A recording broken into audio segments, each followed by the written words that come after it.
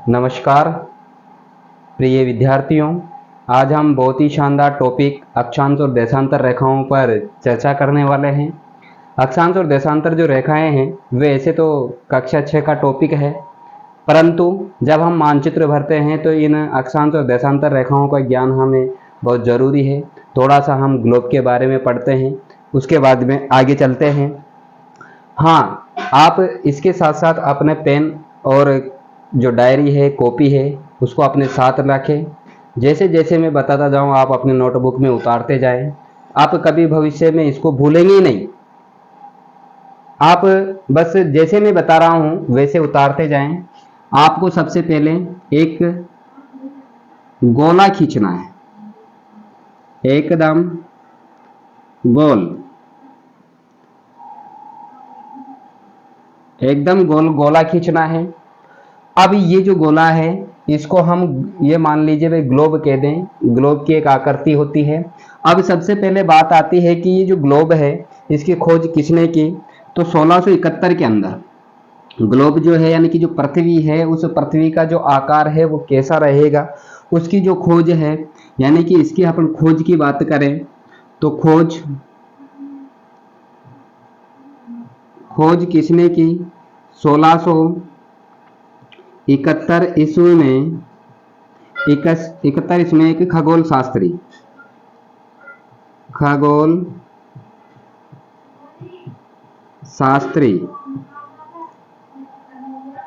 John रिचहर, किसने की? John रिचहर। इस जॉन रिचहर ने हमारी पृथ्वी की खोज की। कब की? कि ये जब ये लुई सोलवे के समय में जब दक्षिण अफ्रीका के एक टापू पर पहुंचा है तो वहां पर उसने विषुवत रेखा के पास था, तो वहां जब ये गए तो उन्होंने वहां से उसका अनुमान लगाया और उसके प्रतिदिन जो चलने वाली मिनट चल रही थी वो उसने अपनी घड़ी को देखा और घड़ी को देखने के बाद उसे पता चला भाई मेरे ये वो घड़ी है वो कुछ पीछे चल रही है। अब ये तो हो गई इसकी बात। अब हम बात करते हैं कि ये जो ग्लोब है यानी कि जो ग्लोब होता है यानी कि हमारी जो पृथ्वी होती है उस पृथ्वी के जो सबसे जो बड़ा व्यास होता है यानी कि इसका जो व्यास है यानी कि जो पृथ्वी का व्यास और पृथ्वी का जो व्यास है वो लगभग 12,756.6 किलोमीटर होता है। कितना होता है? पृथ्वी का व्यास 12,756.6 किलोमीटर होता है। यानी कि सबसे बड़ा जो व्यास है, यानी कि क्योंकि हमारी जो पृथ्वी है ना वो ध्रुवों की ओर थोड़ी सकरी है, बीचों का जो पृथ्वी है उसको वो ज्यादा चौड़ी है। अब इसकी जो ध्रुवों की बात करते हैं, अब ध्रुव कौन से हैं वो अभी चर्चा करेंगे अपन। तो इसी पृथ्वी का जो बीच का व्यास है वो यानी कि भूमध्य रेखीय व्यास लिखिए आप। पृथ्वी का भूमध्य रेखीय व्यास, पृथ्वी का भूमध्य रेखीय व्यास कितना है? 12,756.6 किलोमीटर। अब ध्रुवों की बात करते हैं तो यहां लिख देता हूं जो ध्रुव है, ध्रुव का व्यास कितना? 12,714 किलोमीटर। 12,714 किलोमीटर इसका क्या है भाई? व्यास है। किधर का? ध्रुवों का। अब ध्रुव क्या है इसके बारे में हम चर्चा करते हैं। यानी कि लगभग इनमें जो व्यास है यानी कि भूमध्य रेखा और ध्रुव का जो व्यास है उस व्यास का अंतर यानी कि भूमध्य रेखीय व ध्रुवों के व्यास का अंतर 43 किलोमीटर है। 43 किलोमीटर है। अब हम बात करते हैं इस ग्लोब की जिसकी हमें बहुत बेसब्री से इंतजार थी, तो बेसिक जानकारी है। सबसे पहले हम क्या करते हैं, एक ग्लोब यानी कि जो हमारी पृथ्वी है, वैसे तो पृथ्वी पर 0 डिग्री, इसको हम कहेंगे 0 डिग्री। यहाँ से एक रेखा खींची हुई होगी, इसको हम कहेंगे 23.5 डिग्री एन, जो लिखा हुआ होगा। इधर भी 23.5 डिग्री एन लिखा हुआ होगा। नीचे की ओर भी जो है वो 23.5 लिखा हुआ मिलेगा आपको जब भी आप मानचित्र में देखेंगे, लेकिन इसके आगे एस लिखा हुआ होगा, 23.5 डिग्री एस। इस प्रकार से ये 3 रेखाएं खींची हुई होती है, और तीनों जो रेखाएं हैं वो तीनों रेखाएं आपको यहाँ देखने को मिलेगी। अब यहाँ से क्या है, 66.5 डिग्री पर और रेखाएं खींची होती है, लेकिन उससे पहले हम इनके बारे में जानते हैं कि बीचों बीच में ये जो 0 डिग्री पर रेखाएं खींची हुई है, इसको हम भूमध्य रेखा कहते हैं। क्या कहते हैं? भूमध्य रेखा। इसके ऊपर वाली जो रेखा है 23.5 डिग्री नॉर्थ में, जिसको हम उत्तर कहते हैं, यहाँ पर कर्क रेखा, कर्क रेखा। इसके नीचे वाली जो रेखा है उसको हम मकर रेखा कहते हैं, मकर रेखा, जो 23.5 डिग्री ऐसे साउथ में खींची हुई होती है। इसके ही नीचे एक 66.5 डिग्री, 66.5 डिग्री एस, इधर भी 66 सही 1/2 डिग्री एस। इधर भी अगर खींचे, इधर भी खींचें तो इधर भी क्या है, 66 सही 1/2 डिग्री एन लिखा हुआ होगा, 66 डिग्री, 66.5 डिग्री एन। ठीक है, इस प्रकार की रेखाएं आपको खींची हुई ग्लोब पर मिलेगी। अब इनमें ये जो रेखा है इसको हम आर्कटिक रेखा कहते हैं। क्या कहते हैं? आर्कटिक रेखा। यहाँ जो खींची हुई रेखा है इसको अंटार्कटिक रेखा कहते हैं, अंटार्कटिक, जो अंटार्कटिका महासागर से होकर गुजरती है, ये आर्कटिक महासागर से होकर गुजरती है, अंटार्कटिक। अब यहाँ हम बात करते हैं कि ये जो रेखाएं हैं, ये रेखाएं क्या है, जो ग्लोब गोल होता है उस गोल के चारों ओर खींची हुई होती है। अब सीधी सी बात आती है भाई, अक्षांश रेखा क्या है? तो अक्षांश रेखाओं की हम बात करें तो अक्षांश रेखाएं क्या है कि अक्षांश रेखाएं ग्लोब पर खींची हुई उत्तर या दक्षिण में खींची हुई रेखा स्थित रेखा एक दूसरे को मिलाती है, यानी समान अक्षांशों पर वो मिलाती है। अर्थात हम कहें कि भूमध्य रेखा उत्तर या दक्षिण की तरफ स्थित किसी भी स्थान की कोणीय स्थिति को ही क्या कहा जाता है? अक्षांश कहा जाता है। आगे हम लिखते हैं, आगे हम लिखेंगे कि ये जो 23.5 डिग्री है ये कर्क रेखा है जो भारत के मध्य बीचों बीच से होकर गुजरती है, और 66.5 डिग्री है जो आर्कटिक महासागर जो है वहां से होकर गुजरती है, 66.5 डिग्री साउथ वाली अंटार्कटिका महासागर से होकर गुजरती है, और मकर रेखा 23.5 डिग्री एस जो है वो तापमान को निश्चित करने वाली है। सब जो अक्षांश रेखाएं हैं वो तापमान का भी निर्धारण करती है। अब अक्षांश रेखाएं क्या है, अक्षांश किसे कहेंगे? तो अक्षांश रेखा, अक्षांश रेखा, और अक्षांश रेखा क्या है भाई? जो उत्तरी भूमध्य रेखा से, कहां से? भूमध्य, भूमध्य रेखा से उत्तर या उत्तर दक्षिण, उत्तर दक्षिण की तरफ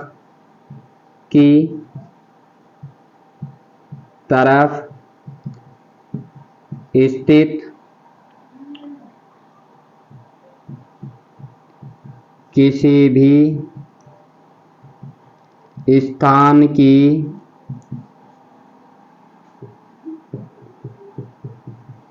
कोणीय स्थिति को अक्षांश, अक्षांश कहते हैं।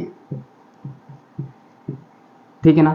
दूसरी भाषा में अगर कहें कि क्या कहें कि जो अक्षांश रेखाएं समान अक्षांशों को मिलाने वाली जो रेखाएं हैं उनको अक्षांश रेखाएं कहते हैं। सीधी भाषा में ये जो ग्लोब पर जो आड़ी लेटी हुई रेखाएं जो खींची हुई होती है उनको अक्षांश कहते हैं। अब ये अक्षांश जो रेखाएं हैं वो इन अक्षांशों की जो कुल संख्या है, कुल संख्या कितनी 180 होती है, 180 कितनी होती है 180। कुल अक्षांश जो होते हैं 180 होते हैं। ये अक्षांश रेखाएं एक दूसरे को मिलाती है, जो समान अक्षांशों पर मिलाती है। ये ताप जो कांटेबंद होते हैं उनका भी निर्धारण करती है, अभी देखेंगे हम। अब बात करते हैं कि देशांतर जो रेखाएं हैं, देशांतर रेखाएं यहां लिख देता हूं, देशांतर, देशांतर रेखा। देशांतर रेखा क्या है? समान देशांतरों को मिलाने वाली जो रेखा है उसको हम देशांतर रेखा कहते हैं। क्या कहते हैं उसको? हम देशांतर रेखाएं कहते हैं। यानी कि जो देशांतर रेखाएं हैं वो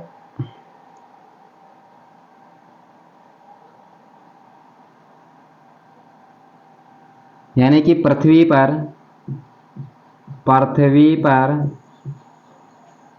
उत्तरी ध्रुव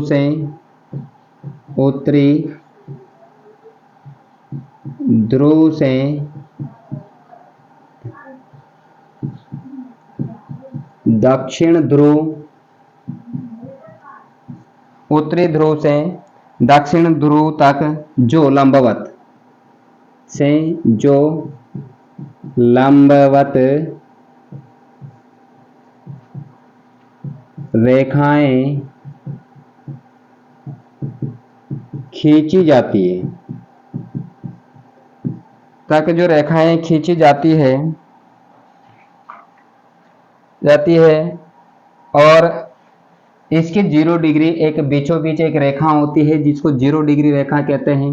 बीचों बीच में 0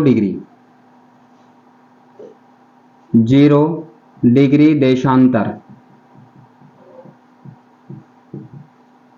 रेखा को प्रधान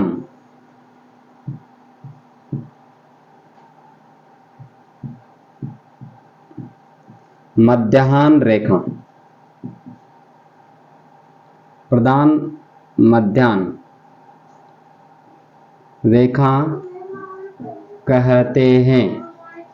ठीक है, प्रधान मध्याह्न रेखा कहते हैं। अब ये जो पृथ्वी है ये उत्तर और पूर्व में, उत्तर और पश्चिम में, सॉरी पूर्व और पश्चिम में, सॉरी पूर्व या पश्चिम में, किसमें? पूर्व या पश्चिम,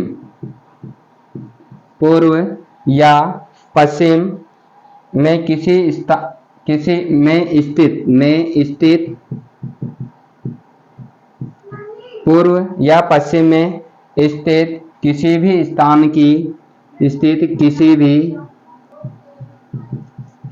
भी स्थान की कोणीय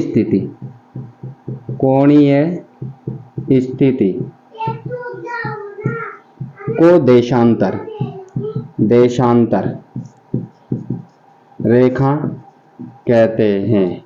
यानी कि जो रेखाएं हैं ये उत्तरी और दक्षिण ध्रुव को मिलाने का काम करती है। अब यहाँ पर जो है ये 0 डिग्री रेखा खींची हुई है, इसका ऊपरी भाग है, इसको हम उत्तरी ध्रुव कहते हैं। यहाँ जो है या 66.5 और ये या 90 डिग्री होता है, इसको हम उत्तरी ध्रुव। इसके नीचे वाला जो हिस्सा है, ये नीचे वाला जो हिस्सा है 90 डिग्री, इसको हम कहते हैं दक्षिण ध्रुव। क्या कहते हैं? दक्षिण ध्रुव, इसको हम कहते हैं दक्षिण ध्रुव। ठीक है, अब ये जो रेखाएं हैं ये जो आड़ी रेखाएं खींची हुई होती है इनको हम अक्षांश रेखाएं कहते हैं। इसकी परिभाषा लिख दी गई है। अब यहां से एक बीचों बीच में, यहां से हम देखें क्योंकि हमारी जो पृथ्वी है वो पृथ्वी 23.5 डिग्री झुकी हुई है। कितनी डिग्री? 23.5। हमारी जो पृथ्वी है, पृथ्वी कितनी? पृथ्वी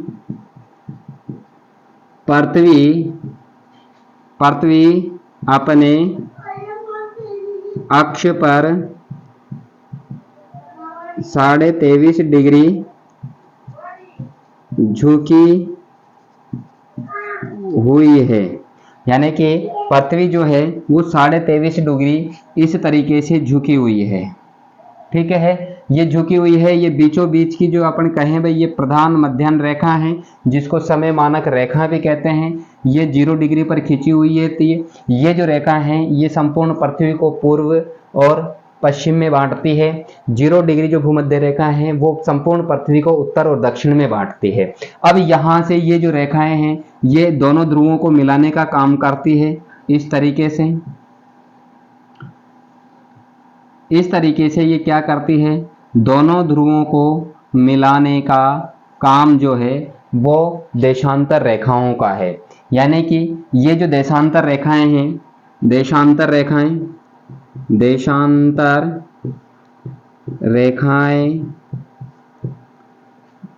कुल 360 होती है,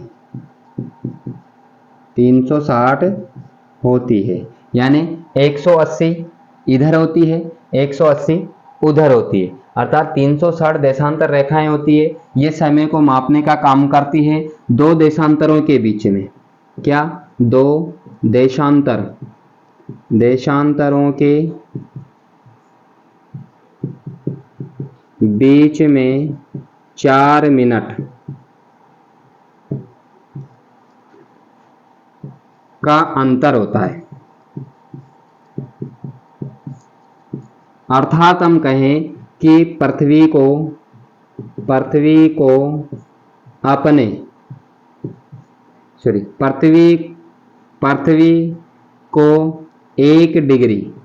1 डिग्री घूमने में 4 मिनट का समय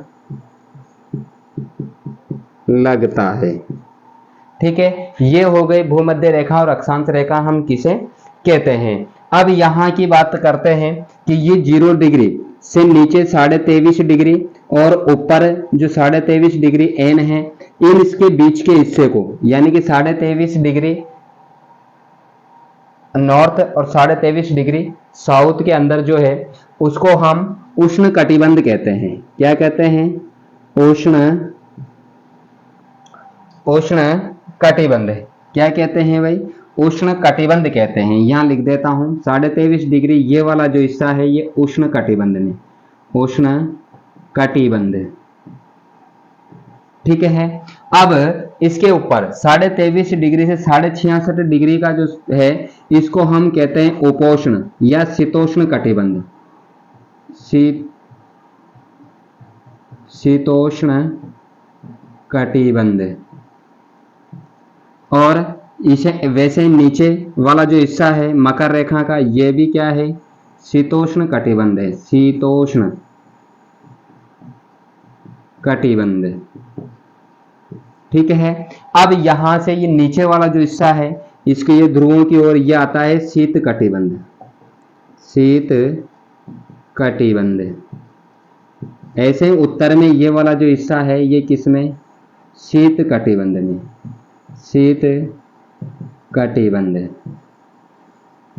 ठीक है। अब ये जो मानचित्र है ये जो हमने बनाया है ये कक्षा 6 के लिए नहीं बल्कि कक्षा 8, कक्षा 9, कक्षा 10 उनके लिए भी जब हम मानचित्र भरते हैं तो उनके लिए भी ये बहुत जरूरी है, क्योंकि हमें रेखाओं का ज्ञान होना चाहिए। तो एक बार से फिर रिपीट करते हैं कि भूमध्य रेखा जो 0 डिग्री पर बीचों बीच में खींची हुई है जिसका व्यास सबसे ज्यादा होता है, क्योंकि जो पृथ्वी होती है उसके भूमध्यवर्ती जो व्यास है वो ज्यादा है। कितना है? 12,756.6 किलोमीटर। और ध्रुवों का जो व्यास है वो 12,714 किलोमीटर है, यानी कि लगभग इनमें 43 किलोमीटर का अंतर है।